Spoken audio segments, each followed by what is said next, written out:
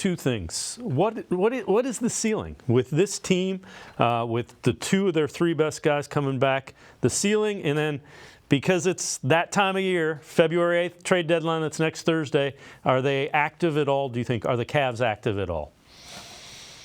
I think coming into this year, Dave, you could look at the Eastern Conference in tiers. And you would sit there and you would say, well, Boston, Milwaukee, and Philadelphia are just on a different tier. They've got more experience than the Cavs. They probably have better coaching than the Cavs. And they have more high-level talent than the Cavs.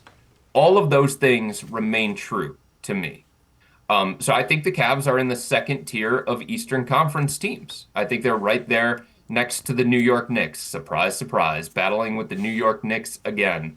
And the Indiana Pacers have been a really, really good story. And when they have Tyrese Halliburton, they are a historically great offense. And they traded for Pascal Siakam that gives them another boost. So I think the Cavs are right there. I think they're that kind of team that is in the second tier in the Eastern Conference that if things break the right way, if they stay healthy, if they figure out all of these things in the second half of the season, how to reintegrate Darius, how to have the same kind of offensive success with Darius and Evan together, despite the fact that the personnel is different.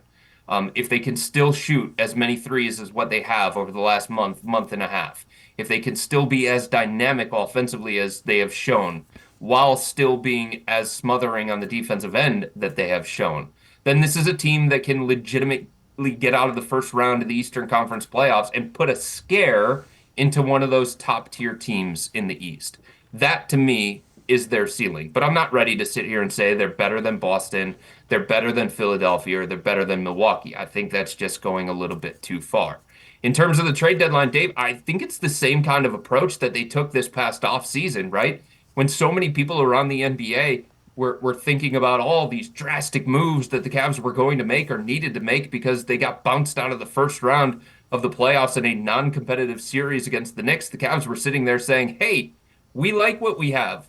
We had a bad week. We have a flawed roster. We understand our weak points on this roster. Let's go fix those first and see what happens before making a drastic move to shake up the foundation of this team. So what'd they do? They brought in Max Strus. They brought in George Niang, floor spacers, guys who create gravity, guys who can knock down outside shots. They bring in Ty Jerome. Small moves around the margins that fit with the core four that they already had established, and they brought back Karis LeVert, which was a big deal because they wanted him to stabilize the second unit. I think that's the approach that they take at the trade deadline. I don't see them doing anything drastic. I don't think they need to do anything drastic. I don't think they need to panic. 28-16. They're one of the best teams in the Eastern Conference. So to me, it's small moves around the margins.